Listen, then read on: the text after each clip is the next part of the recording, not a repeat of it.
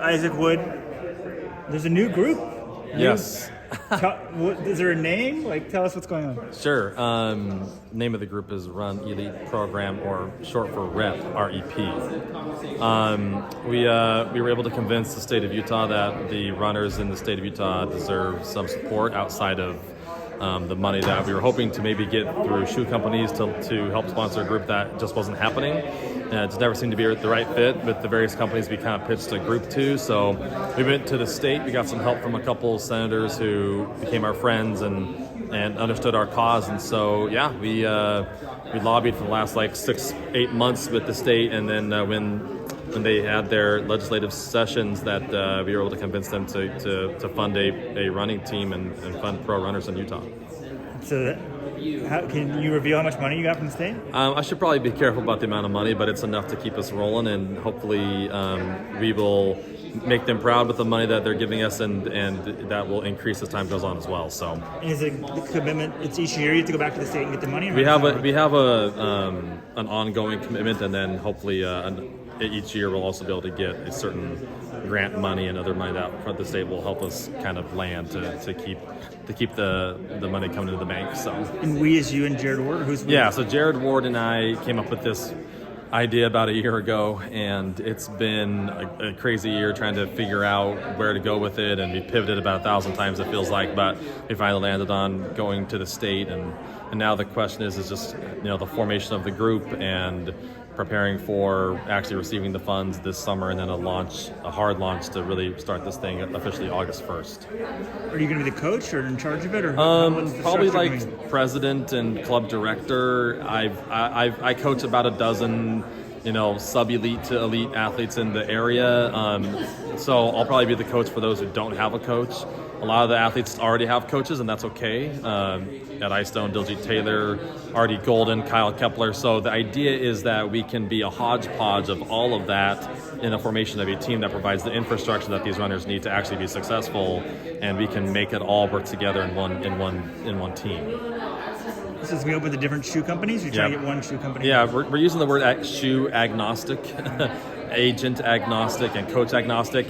The logistics of that will be interesting to see how that really comes together. But we know that most people, we think, have their athletes' best interest in mind, and as long as they know that and know that our goal is to support them, then we'll be able to form a team. I think a lot of athletes, what they say when they leave college and they kind of run on their own or in smaller groups, they say the thing they miss the most are the team aspects and the team kind of function and that synergy. And so we've had a few group workouts or group runs just to kind of see how it would go with the group, and the synergy was awesome, and it seems like there was a lot of excitement, and so we think that that's kind of really where that's going to really blossom. So you already have other athletes besides Jared?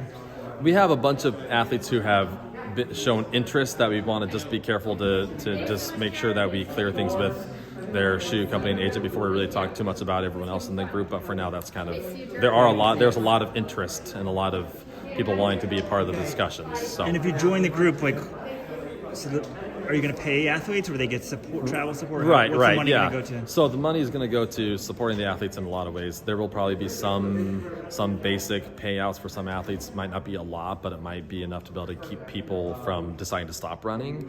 Those who already have pretty significant shoe contracts, we probably don't need to pay in terms of just a basic salary. But I think that there's, we will be able to provide them also. We're looking at health insurance and health options with a medical partner in the state, which is a big deal for a lot of athletes. And obviously travel, and then for those who don't have shoe contracts, gear and basic stuff like that. The hope is that we can help elevate those kind of fringe athletes that are good out of college but not ready to get shoe contracts to the next level. So. And does Utah do this for other sports like skiing or anything, or is this unique? I think it's pretty unique. I couldn't say emphatically that were the only sport that they've really helped. I know that they give a lot of aid to the Utah Olympic Legacy Foundation, who work pretty significantly with the winter sports, and I know they've done some for U.S. rock climbing as well. But I think this is probably a pretty novel and innovative thing for Utah to do for running for sure, and in any sport specifically. So yeah, because I feel like I've been around old enough. Used to be everybody trained in Boulder. Right. Yeah. Sure. Then I was in Flagstaff 2000. There was 3 people. Right.